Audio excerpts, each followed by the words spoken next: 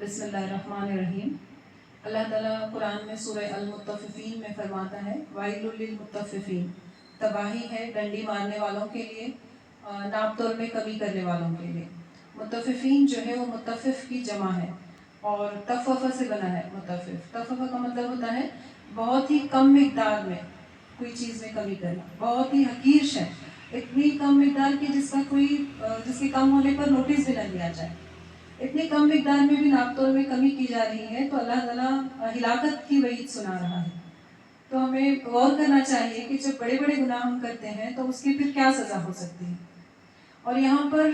ڈنڈی مارنے والوں کو ہلاکت اس لیے کہا جا رہا ہے کہ جب وہ پیمانے سے لیتے ہیں تو برابر لیتے ہیں، لیکن جب دینے کی باری آتی ہے تو اس میں تطفیف کرتے ہیں، اس میں کمی کرتے ہیں، دھوکہ دیتے ہیں۔ جبکہ اللہ کے رسول صلی اللہ علیہ وسلم کی حدیث موجود ہے کہ آپ صلی اللہ علیہ وسلم نے فرمایا کہ وزن ایک امانت ہے، جو دھوکہ دے وہ ہم میں سے نہیں ہے۔ اور آپ صلی اللہ علیہ وسلم نے یہ بھی کہا کہ دھوکہ اور مکر آگ میں ہوں گے۔ اسی لیے حضرت عمر رضی اللہ تعالیٰ عنہ جب خلیفہ بنے ہیں تو آپ نے باقاعدہ مارکیٹ پر نگرانی کرنے کے لیے حضرت شفا رضی اللہ تعالیٰ عنہ، جو کہ خاتون تھی اور علم ریاضی میں ماہر تھی، ان کی کیلکولیشنز بہت فاسٹ تھے، ان کو حضرت عمر رضی اللہ تعالیٰ عنہ نے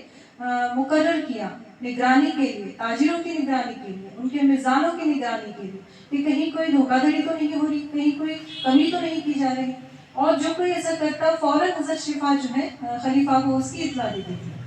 تو یہ جو ناپ تول میں کمی کرنا یا ڈنڈی مارنا ہے، اس کا اطلاق صرف مارکیٹ کی حد تک محدود نہیں ہے یا تجارت کی حد تک محدود نہیں ہے، بلکہ اس کا اطلاق زندگی کے ہر معاملے پر ہوتا ہے۔ آپ دیکھیے جب کوئی حقوق کی ادائیگی میں حق تلفی کرتا ہے تو گویا یہ بھی ایک طرح کی ڈنڈی مارنا ہی ہوا۔ جب کوئی عبادات میں کمی کرتا ہے تو یہ بھی ڈنڈی مارنا ہوا۔ نماز پڑھتے ہیں، نماز میں سجدہ اور رکوع ٹھیک سے نہیں کر رہے ہیں، ایک شخص کو حضرت عمر رضی اللہ تعالیٰ دیکھتے ہیں مسجد نبوی میں کہ وہ نماز پڑھ رہا ہے اور رکوع اور سجدہ ٹھیک سے نہیں کر رہا، تو جب اس کی نماز ہو جاتی ہے تو اس کو مخاطب کر کے حضرت عمر کہتے ہیں کہ لقد تففت، یعنی اے شخص تو نے اللہ کے حق کی ادائیگی میں کمی کی ہے۔ تو گویا نماز ٹھیک سے نہ پڑھنا اس کی چوری بھی ہے اور اس میں کمی کرنا بھی ہے۔ اسی طرح سے ڈیوٹی آورس میں کمی کرنا، اگر کوئی کہیں جاب کرتا ہے اور اس جگہ پر وہ 5 منٹ پہلے ہی نکل آتا ہے آفس آورس ختم ہونے کے، یا 5-10 منٹ لیٹ پہنچتا ہے، یا پھر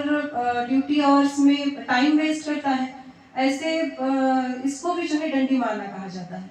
اور کوئی اگر ٹیچر ہے اور وہ بچوں پر صحیح توجہ نہیں دے رہا ہے یا پھر اپنا پورشن کمپلیٹ نہیں کر رہا ہے، تو یہ بھی ایک قسم کی تطفیف ہی ہے، اس کے حق کی ادائیگی میں کمی کرنا ہی ہے۔ بظاہر یہ بہت چھوٹے عمل نظر آتے ہیں، لیکن اللہ کے رسول صلی اللہ علیہ وسلم کی وہ حدیث ہمیں یاد رکھنی چاہیے جس میں حضرت عائشہ سے مخاطب ہو کر رضی اللہ تعالیٰ عنہ آپ نے فرمایا تھا کہ عائشہ چھوٹے چھوٹے گناہوں سے بھی بچتی رہنا، کیونکہ جب اکٹھے ہو جاتے ہیں تو پھر پہاڑ بن جاتے ہیں۔ آپ دیکھیے کہ جہاں پر انصاف ختم ہوتا ہے وہاں پر پھر بے انصافی آ جاتی ہے، وہاں پر بدامنی پھیل جاتی ہے، وہاں پر نفرتیں جنم لیتی ہیں، وہاں پر جھگڑا اور فساد شروع ہو جاتا ہے۔ گویا کہ اس ایک برائی کی وجہ سے سارا معاشرہ اس کی زد میں آتا ہے اور سارے معاشرے پر اس کا بہت برا اثر پڑتا ہے۔ تو اس سے معاشرے کو صاف کرنے کے لیے، اس کے ستباب کے لیے ضروری ہے کہ ہر انسان اپنے دل میں خوف خدا کو پیدا کرے، ہر انسان کے دل میں اللہ کے آگے جواب دہی کا احساس تازہ ہو جائے، کیونکہ جب تک یہ چیزیں نہیں پیدا ہوں گی ممکن ہی نہیں ہے کہ انسان کے اخلاق میں سدھار ہو سکے۔ تو اللہ تعالیٰ سے دعا ہے کہ وہ ہم تمام کو ان چھوٹے بڑے گناہوں سے بچنے کی توفیق دے۔ جزاک اللہ خیر۔